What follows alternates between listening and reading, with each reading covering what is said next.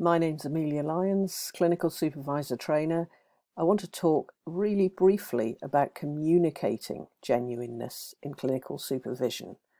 Now, I'm going to assume that you know that genuineness is a good thing in supervision. What Rogers says is that the more the clinical supervisor is able to be themselves in that relationship, then that models something for the supervisee, who is then more able to become accepting and congruent within themselves. Now, what does that actually mean in practice? Okay, in practice, we can all get stuck with masks on. Refer to the classic video on the internet recently about that. I'm not a cat. Got stuck with a Zoom cat mask on his face. It was hysterically funny.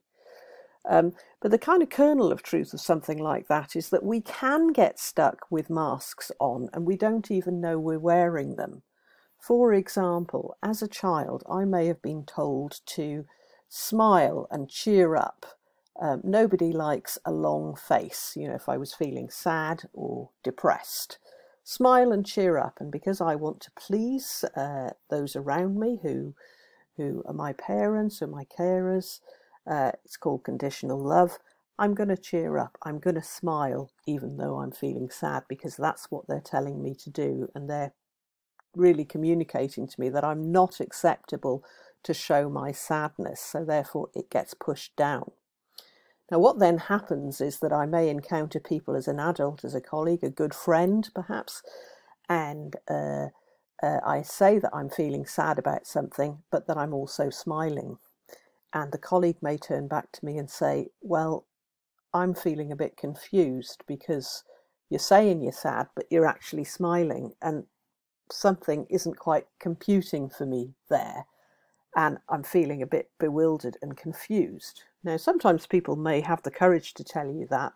Often they don't really, but what they feel is a bit confused by the message that you're giving, and that's going to make them less likely to trust you.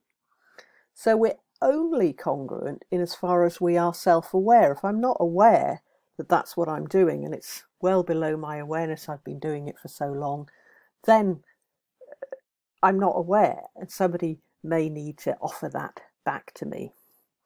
Another example of something that I recalled in sort of recent times as I was making this video was, I remember one night, one day being made redundant and going home to my partner of the time and telling him quite matter-of-factly that I'd been made redundant, you know, and telling him the story leading up to that and what happened and the outcome.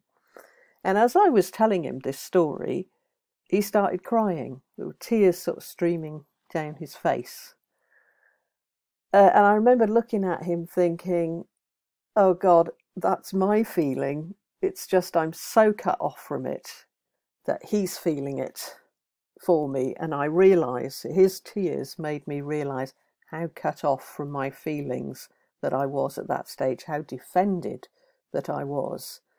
And it was moving to see that, and as you could see, quite without pretense. Now, I'm not suggesting that we do that in supervision, that we suddenly start crying, something like that. But it's helpful for us to listen closely to what we're feeling and to find a way to give that feeling back to the supervisee. So I need to clear my head before the session. I need to make myself really emotionally available, and I have various ways of doing that. I need to clear the computer of all those interruptions, things that pop up, no noises, no nothing. So that when I'm entering the session, I'm able and available to listen closely to myself and also closely to the supervisee. Now, the supervisee, for example, might be laughing and joking about how their work colleague has been teasing them lately. And I notice that I'm starting to feel uncomfortable. A supervisor might be talking about another patient on their ward who started to shout at them. And I might notice that I'm beginning to feel a bit tired and upset. So I'm listening to these two feelings going on, the content of what the supervisee is saying and also what I'm actually feeling in my body. And I'll do an internal check then about, well, was I feeling this before I walked in the door today or turned on the computer? Or has this suddenly started in the session? And then I think about, have I got a form of words in which to put this back? Is it the right time to put this back? Is this our first session? Is it a later session? There may be pros and cons. How strong is the relationship that I can offer something back at this point? So there's the cost of offering it back, and then there's the cost of not offering it back. So if I was to, for example, laugh and joke along with the supervisee about being teased at work, but I'm also feeling uncomfortable in myself, that's when I'm being inauthentic or incongruent. So I need to sort of really pay attention to myself and recognize. So I might say something like, you know, you're laughing and joking about being teased at work, and I sort of feel a conflict going on within me. I feel tempted to laugh and joke alongside with you on the one hand, but on the other, I'm also feeling a bit uncomfortable and find myself feeling quite confused, you know, wondering, is that making any sense to you? So by offering that back to the individual in the session, the supervisee, they may then begin to recognize, they can see that I'm just offering a genuine feeling here that I'm feeling. I'm owning it for myself. I'm not telling them you're feeling this. I'm saying this is what I'm feeling. And that gives them an opportunity to consider,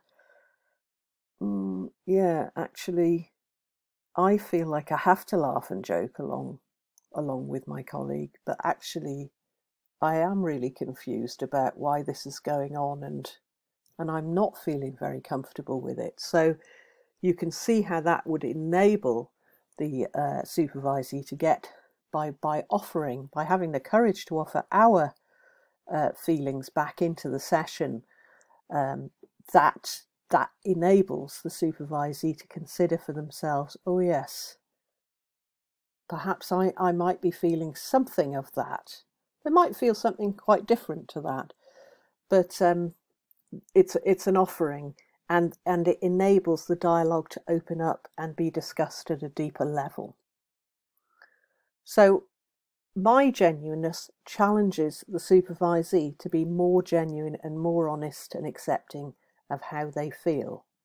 And in that sense, it might also prompt some catharsis. It might prompt a real pause and a getting in touch with the feeling of what's really going on here. What am I defending against? What am I blocking? Thank you.